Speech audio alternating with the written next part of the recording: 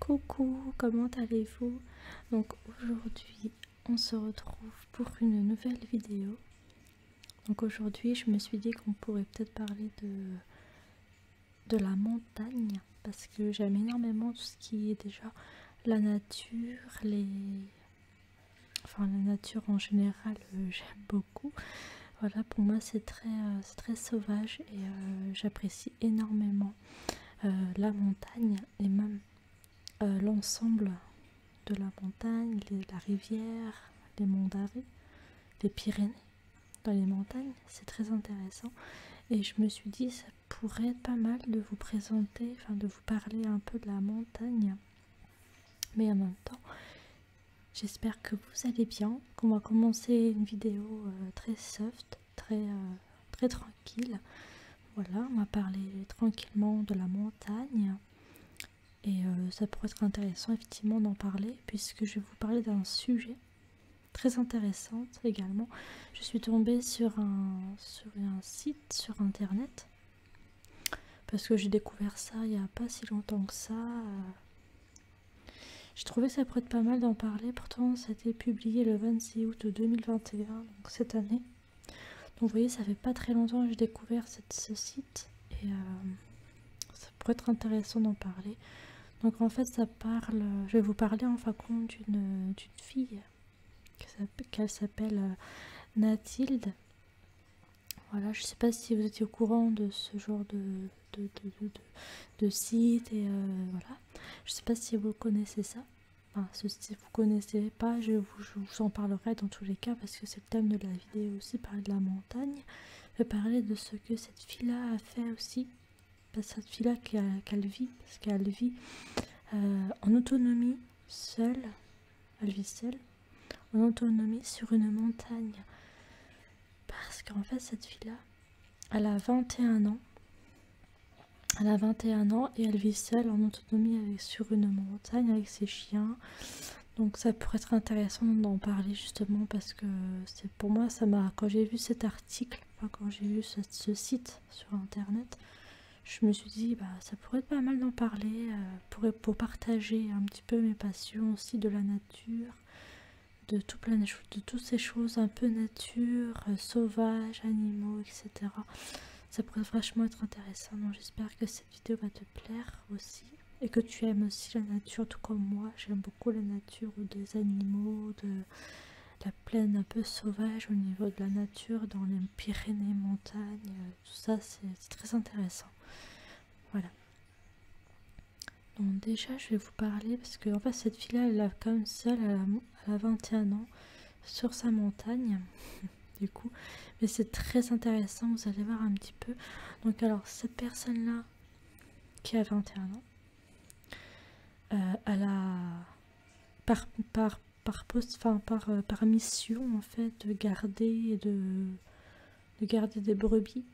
Donc c'est pas des, je pense qu'il y a des moutons et des brebis, mais c'est plus des brebis qu'il y a, je pense, à mon avis.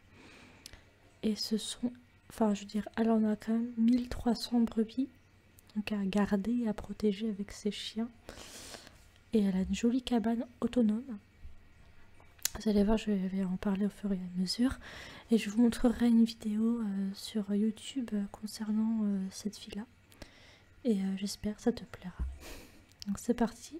Du coup, je vais vous expliquer en global un peu la vidéo que je vais vous présenter juste après. C'est le beau-père et son ex-compagnon qui lui a transmis sa passion pour le travail de berger depuis. Nathilde s'occupe de 1300 brebis en haut d'une montagne de la chaîne des Pyrénées. À l'aide de ses chiens, la jeune femme s'occupe et surveille seule ses bêtes.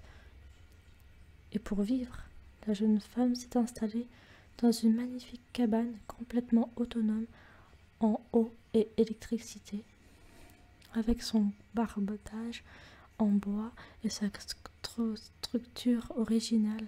Son habitation semble tout droit sortir d'un magazine d'architecture contemporaine. Cette maison au perché peut même accueillir 6 personnes. Voilà. Vous voyez, c'est très intéressant, hein. Je trouve que c'est incroyable, quoi. Une jeune fille, enfin une jeune femme de 21 ans qui est seule dans une montagne à gérer 1300 brebis avec à l'aide de ses chiens. Donc je trouve que c'est incroyablement... et c'est très beau à voir parce que c'est très rare maintenant que des jeunes de notre âge, parce que moi j'ai 23 ans, donc j'ai 2 ans de plus qu'elle. Et je trouve que c'est impressionnant parce que moi, bon, moi-même j'ai 23 ans, si vous voulez, elle a que 21, mais moi j'ai 23. Vous voyez? Et bah, je trouve ça intéressant. Bon, moi je ne vis pas effectivement en montagne, je ne vis pas dans les Pyrénées ou dans les Monts d'Arrée. Je vis plus dans des... Enfin, je vis pas en ville non plus, hein. Je vis plutôt dans à la campagne en l'occurrence. Je suis pas en montagne, en Pyrénées ou Monts d'Arrée. Moi, je vais plus à la campagne, vous savez, là où il y a des champs, des choses comme ça, mais il n'y a pas la montagne, hein. C'est différent encore que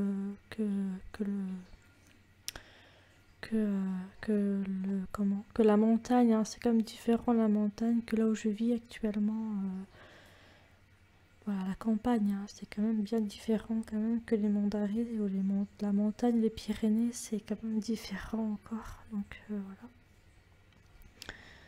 Donc, bah écoutez, je pense que je vais vous lancer pour la vidéo de la fille, pas de la Mathilde, qui a 21 ans, qui vit seule en autonomie sur sa montagne. Ça pourrait être très intéressant d'en parler. Et de vous montrer également la fameuse vidéo qui va être présentée.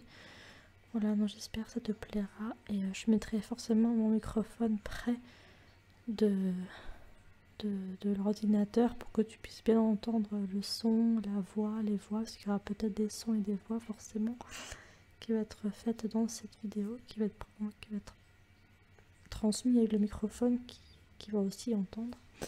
Voilà, donc j'espère que ça te plaira. Allez, bah c'est parti. Du coup, je vais me lancer pour la vidéo de cette fille qui a 21 ans et qui vit seule sur une montagne. C'est parti. Faut que je te raconte un truc qui nous a mené à faire une très belle rencontre dernièrement. Avec Sève, quand on roule, on joue toujours à un jeu. Souvent, dès que l'on croise une habitation qui attrape un petit peu notre regard et qui est complètement isolée, on se demande à quoi ressemble le quotidien de la personne qui habite ici. Imagine, t'habites là, c'est quoi ta vie? Quels sont tes amis? Qu'est-ce que tu fais l'hiver? C'est quoi ton métier? C'est quoi tes activités extrascolaires, genre pour, je sais pas, te divertir? Quel est ton rapport avec la ville quand t'habites dans une maison pareille? Je sais pas, ça paraît tellement... on est tellement loin là, ça paraît fou en fait de se dire qu'il y a des gens qui habitent ici. Après, c'est pas exceptionnel qu'il y ait des gens qui habitent ici. Je m'interroge juste réellement sur quelle est leur histoire et quelle est leur vision de la vie. Parce qu'à mon avis ici, le rythme doit être bien différent que dans des grosses villes. Bon, maintenant on te montre ce village, mais en fait nos interrogations, elles sont là pour toutes les maisons isolées qu'on a croisées, tous les villages entre deux montagnes qui ont l'air complètement coupés de la civilisation. On s'en pose des questions. Mais grâce à la magie d'internet, on a probablement trouvé quelqu'un qui allait pouvoir y répondre. Parce qu'il y a quelques jours, j'ai reçu un gentil message de la part de Mathilde, une abonnée que je ne connais absolument pas, qui disait « Ça fait un moment que je te suis et j'aimerais vous inviter en saison d'estive avec moi. Je suis bergère, je suis dans le sud de la France. J'adorerais vous faire partager ma passion de la montagne, des troupeaux de brebis, de patous, etc. Au plaisir, Mathilde. » Et en voyant ce message, la seule réponse qui m'est venue à l'esprit, c'était ça.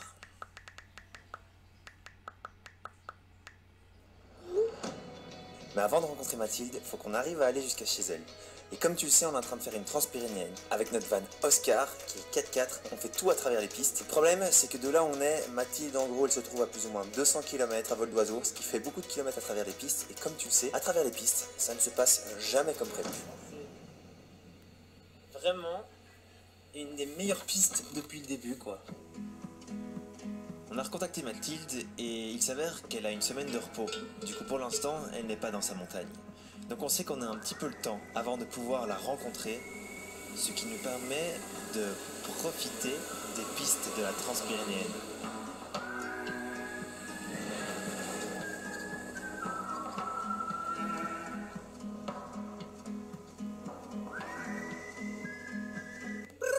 C'est trop beau. Ah, c'est beaucoup trop beau. Je suis fan.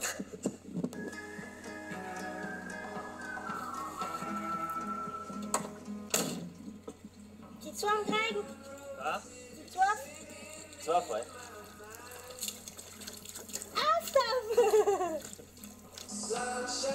Malgré que le planning soit répétitif, on n'a pas eu un jour qui se ressemblait. Que ce soit les imprévus, les spots que l'on découvre sur la route, ou alors les paysages, tout différait chaque jour.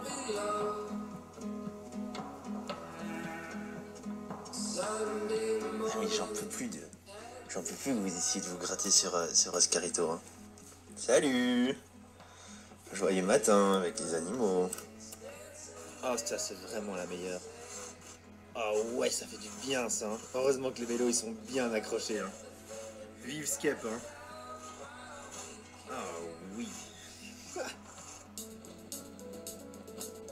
Vu qu'il faisait extrêmement chaud la journée, on n'arrêtait pas le soir de prendre de la hauteur afin de récupérer un petit peu de fraîcheur. Et même si nous étions à plus de 2500 mètres d'altitude, il faisait encore bien chaud. Cependant, en ayant ce rythme, ça nous a permis de faire des ascensions avec une lumière plus qu'incroyable.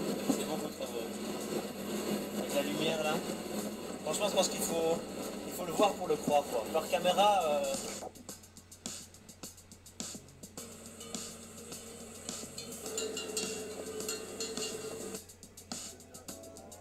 Putain, mais franchement, t'habites ici, t'es plutôt bien quoi. Niveau problème, stress et tout, je pense que ça doit être plutôt cool. Pollution pareil.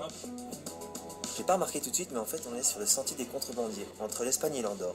C'est, je pense, la piste la plus jolie depuis le début de toute la Transpyrénéenne. C'est vraiment fantastique. Et pourquoi est-ce qu'il y avait des contrebandiers entre l'Andorre et l'Espagne? C'est simplement que l'Andorre, c'est une principauté, c'est un État en lui-même, c'est un pays. On y parle le catalan, ils ont leur propre monnaie, et pour faire court, c'est un paradis fiscal tout simplement. En gros, tout est moins cher là-bas, donc j'imagine qu'il devait y avoir pas mal de contrebandiers qui acheminaient de l'alcool, des cigarettes ou que sais-je, entre l'Espagne et l'Andorre. Dans les petits trucs marrants à savoir, apparemment c'est aussi la plus haute capitale d'Europe. Et alors je sais pas quel est son rôle là-dedans, mais apparemment Emmanuel Macron en est co-prince. Voilà, je sais pas à quoi ça sert, mais peut-être qu'en fait c'est juste parce qu'il avait des comptes à aller cacher là-bas. Mais voilà, pour la petite anecdote. Nous sommes arrivés sur le col d'Andorre, 2000 mètres d'altitude. Je pense que c'est ici où Andorre s'arrête en fait. Et si je me trompe pas, on est arrivé par une route où on n'a pas eu de contrôle de frontières. Et on sortira par une route où il n'y aura pas de contrôle non plus. On n'a rien à cacher, mais c'est quand même marrant. T'es pas satisfaite, Sève? On a un problème de taille. Il y a un arbre qui bloque le chemin. On a mis la sangle là. Là. Fait marche arrière. Et avec un peu de chance, ça va reculer quoi.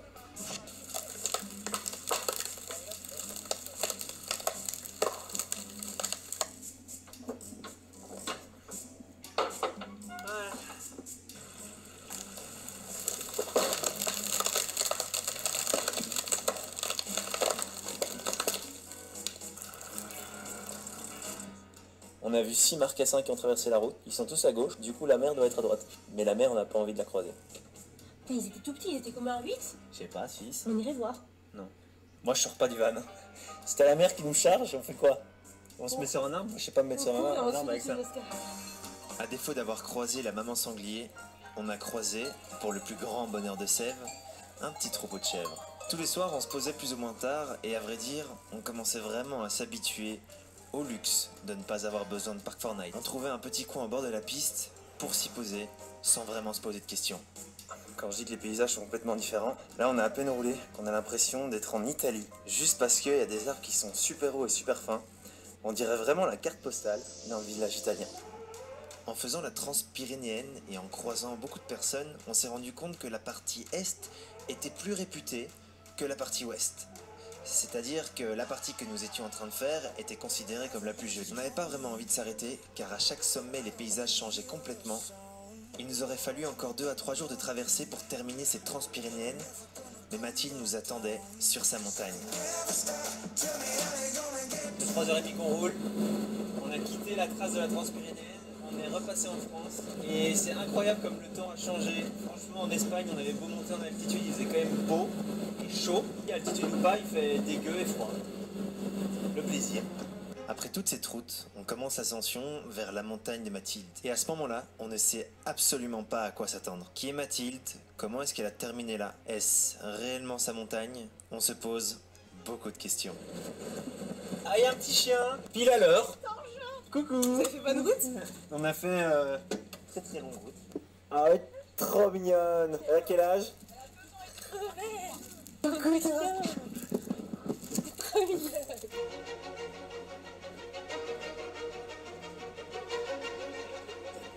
On vient de rencontrer Mathilde. Elle a l'air incroyable, toute souriante. Elle nous a dit qu'elle avait 1200 brebis. Je pense qu'elle va avoir beaucoup de choses à nous apprendre et beaucoup d'histoires à nous raconter. Ça a l'air d'être une vie complètement hors du commun. On a suivi Mathilde une bonne vingtaine de minutes sur la piste qui mène à sa cabane, comme elle l'appelle. Et c'est marrant parce qu'au final, à part les 2 messages qu'on s'est envoyés, on n'a pas beaucoup parlé avec Mathilde. C'est-à-dire qu'on ne savait vraiment rien d'elle, de son métier, de sa situation, de sa montagne, de sa cabane, de ses bêtes, de tout ce qui l'entoure. Et toutes ces inconnues n'ont fait qu'agrandir la satisfaction lorsque l'on a pu en apprendre un peu plus sur elle. J'ai 1 milliard de questions à te poser. 1 milliard.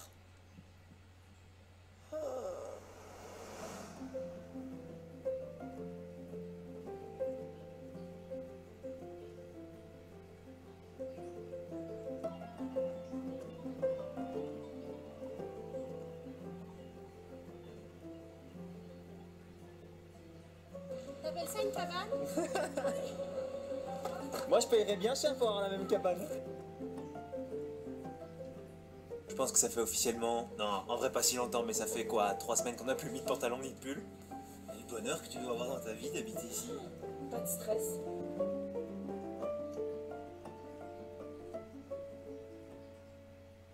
Déjà, c'est quoi ton métier exactement? On va avoir tellement de choses. C'est-à-dire qu'il y a plusieurs facettes du métier, genre il y a de la garde ou de la surveillance. Là je suis sur de la surveillance parce que du coup genre les brebis elles sont en totale liberté et du coup genre elles font ce qu'elles veulent et moi je cours après. Tu vois, c'est un peu ça le but. Après il y a la garde où tu prends vraiment toutes tes brebis, ton troupeau et tu pars te balader avec toutes tes brebis. Et du coup là je suis un petit peu tranquille. Du coup genre tous les jours je monte dans la montagne voir toutes les brebis. Elles ont toutes des petits noms. Ah mais il y en a là aussi. Bonjour mademoiselle. Bonjour Didier. Putain, c'est que des Didier quoi. Je check un peu tout où elles sont et je donne à manger à mes chiens et après je redescends. Pêche! Les croquettes! Viens ma belle! C'est bien ma belle, viens les croquettes. Je savais que c'était toi qui étais là-haut. Viens ma belle. Ça va ma douce. Pêche?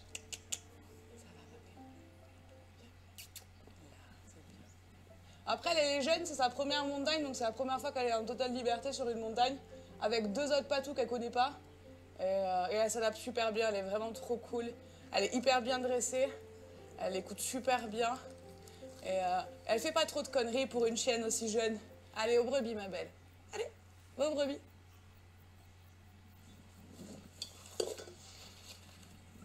Ce que Mathilde nous a expliqué, c'est que le patou c'est un chien des Pyrénées qui, dès sa naissance, est intégré à un troupeau de brebis afin qu'il en fasse entièrement partie et qu'il ait envie de le protéger.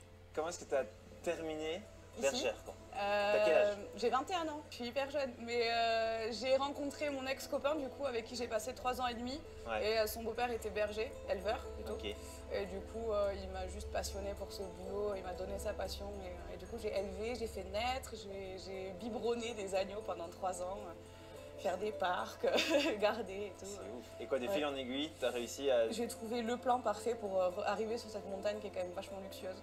Genre c'est le but de beaucoup de bergers ou d'éleveurs? Berger, oui, je pense que le but d'un berger, c'est quand même de trouver une montagne qui est quand même à son aise, qui est quand même facile. Et genre là, avoir la piste, enfin la montagne qui est accessible en voiture, avoir une super cabane comme ça, la montagne qui est vraiment facile. L'année dernière, j'étais sur une montagne qui est quasiment à 3000, ouais, qui est même à 3000 mètres d'altitude. C'est une sacrée montagne et la cabane c'était de la pierre, enfin du béton brut quoi.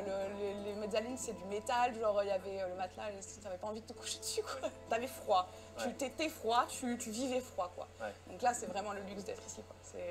C'est un peu, je me suis satisfaite moi-même de dire putain meuf t'as 21 ans et t'es là quoi.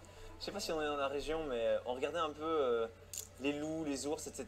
Genre... C'est un peu la discussion du moment. Ah ouais? Quand je suis partie j'étais un peu sur les dents parce que je me suis dit bon je vois les animaux qui sont un peu agités, surtout les vaches. Ouais. Et je voyais mes patous qui commençaient à devenir un petit peu plus agressifs la nuit, etc., qui étaient un petit peu plus... Et bon, on n'a rien vu pour l'instant, on n'a rien prédaté ni rien. Il y a eu une brebis avant que j'arrive qui a été retrouvée morte au sommet là-haut, qui avait été bouffée par le loup, clairement, ça a été approuvé, etc. Ici, Nous, là, on ici, appelle... là, il y a un loup, quoi. On a appelé, enfin en fait quand on trouve un cadavre, on le recouvre d'une bâche de survie et du coup on appelle un organisme pour qu'ils viennent autopsier cette brebis et qu'ils nous disent oui c'est le loup ou non c'est pas le loup en fait. Et ça vous Oui, l'avez fait? Ouais. Et il a dit oui c'est le loup. Il a attesté que c'était un loup. Après ils mettent au début de saison en général sur certaines montagnes, donc là où j'étais l'été dernier, ils mettent des pièges photos. Ouais. Et du coup l'été dernier, le 17 février, ils ont vu 2 loups. Là où j'étais l'an dernier, passer, mais ils n'ont pas vu l'ours, mais on a eu des attaques d'ours, on a eu des attaques de loups, tu retrouvais des brebis avec la colonne vertébrale pétée et tout, genre... Et il la bouffe en complet ou il... Il la bouffe pas. Ah, il la tue juste, quoi. Ouais. En général, le loup, ça prendrait que l'épaule, et ça égorgerait, ça prendrait que l'épaule, et l'ours, ça fout une grosse claque de dos, et ça pète la colonne vertébrale, en fait, tellement c'est puissant. Et à part l'éviscérer ou les trucs comme ça, enfin l'éventrer, Ouais, ça fait pas grand-chose de plus, quoi. Après toutes ces explications, on en a profité pour découvrir un petit peu plus sur la cabane de Mathilde. La cabane a été construite il n'y a pas si longtemps et est complètement autonome. Ça, c'est mon bois. En eau, en électricité, et elle peut y loger facilement 6 personnes. Oh putain, mais tout le monde monte en crête, quoi. Ah, les connasses. Demain, on va grimper. Je vous le dis. Mathilde et sa montagne. Pas belle la vie. Bah, si. On ne demande rien de plus. Il y a encore un animal dont on n'a pas encore parlé, qui fait entièrement partie de la vie de Mathilde et qui l'aide au quotidien. Je te présente Aura. Aura, c'est sa chienne qui a 2 ans et demi. C'est une border collie et j'ai vraiment envie de la voir en action car je me demande réellement si elle arrive à aider Mathilde au quotidien. C'est ton outil principal, quoi, Ouais. au final. Ouais. C'est celle qui t'évite de courir dans tous les sens et de... Ouais, quand elle veut bien. Parce que quand moi je suis déjà énervée et stressée, genre si je la lance, ça va pas fonctionner. Donc faut que je me Quand calme. parfois elle veut pas elle couper les se bêtes. vrille, Ouais. quoi. Elle dévrille un peu. Elle comprend pas forcément ce que je veux lui dire parce que c'est un chien qui est un peu sensible. Et du coup, elle veut faire au mieux, mais du coup elle sait pas. Du coup elle fait pas. Donc, quand la première fois qu'elle est montée aussi haut quand j'étais la première fois ici, genre j'ai limite chialé de joie, quoi. C'était tellement cool, genre...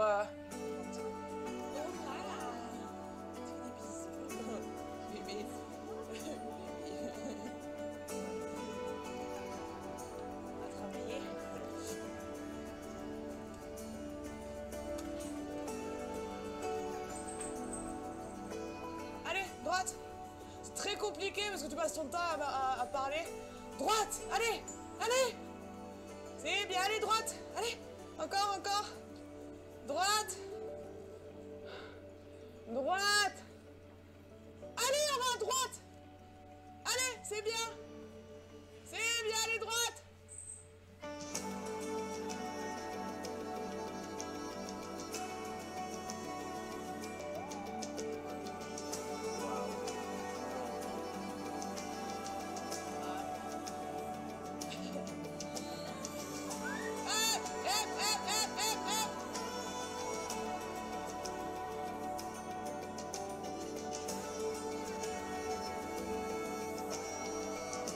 Viens là. Viens au pied.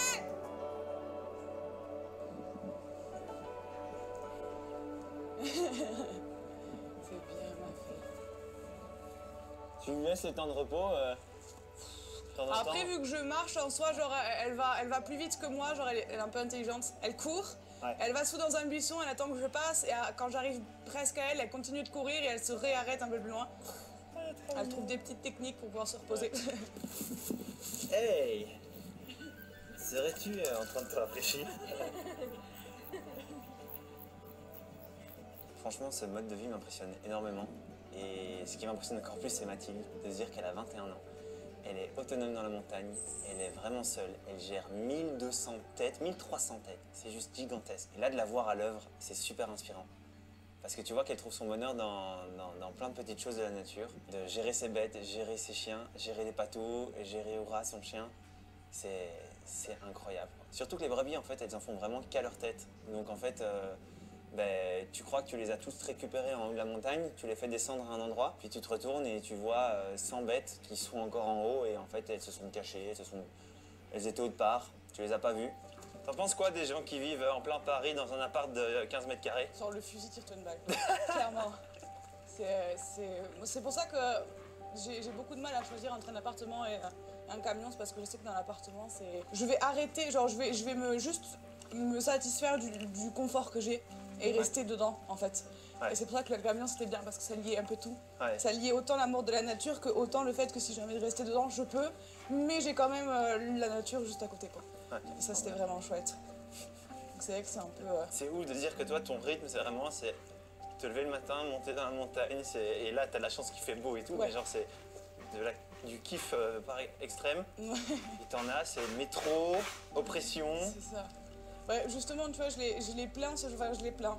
C'est un choix de vie. Après, j'ai rencontré beaucoup de personnes qui aimaient ce genre de vie et Ouais. qui me disaient, moi, jamais de ma vie, je pourrais vivre dans un camion, quoi. Ouais. Et je les comprends tout à fait parce qu'on a chacun notre style de vie, mais je les comprends pas parce que moi, je sais que ça me stresse au plus haut point de devoir prendre le bus, le métro, de devoir parler à des gens que... Enfin, encore parler à des gens que je connais pas, ça dépend, mais quand t'es en ville, en général, tu fais pas des sourires à tout le monde, quoi. Ouais. Tu regardes tes pieds, tu marches, et que les gens, ils prennent pas le temps de vivre, en fait. Ouais. En ville, c'est ça leur problème, c'est qu'ils sont vraiment fixés sur leur quotidien, donc le boulot, métro, dodo, quoi. Et ils voient pas autre chose, ils voient pas plus loin que ce qu'ils ont. Et... Moi, ce que je trouve fou en ville, c'est que j'ai l'impression que chaque petit plaisir va être payant, tu vois. Ah oui. Genre, ton plaisir en ville, c'est d'aller boire un café à la terrasse là, C'est souvent c'est ce qu'on d'aller me dit aussi. au resto ou Ouais. boire un verre et tout, alors qu'ici, ton petit plaisir, c'est... Là-bas, au niveau des crêtes, juste en contrebas, la vue, elle est magnifique. Ouais. Et c'était le deuxième jour où j'ai fait tout le tour. Je suis arrivée à 4 heures, pile pour le goûter. Je me suis posée là-haut, j'ai passé 3 heures à rien faire et juste regarder la vue, quoi. Ouais. Magnifique. Et ça, c'est vraiment le petit plaisir du quotidien. Et c'est gratuit. Voilà. Ça fait mal, mais c'est gratuit. C'est vrai que vivre en ville, je pense que... Oui, à la fin, tu dois... Saturé.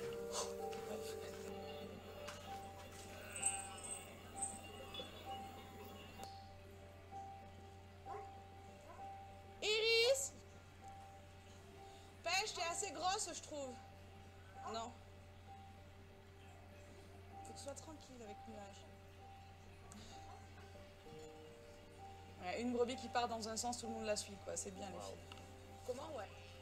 Oui, non, je ferme. Franchement, c'est limite émouvant tellement que c'est beau ici. C'est vraiment un cadre unique. D'être seul sur la montagne en autonomie, dans une cabane qui est magnifique, avec les chèvres, les patous, le chien. Enfin, c'est vraiment une expérience sonore qu'elle nous a fait vivre. Et on aimerait bien pouvoir rester plus longtemps. Mais malheureusement, on doit continuer notre route. C'est une vraie rencontre de pur bonheur, de pur apprentissage. C'est tout ce qu'on aime.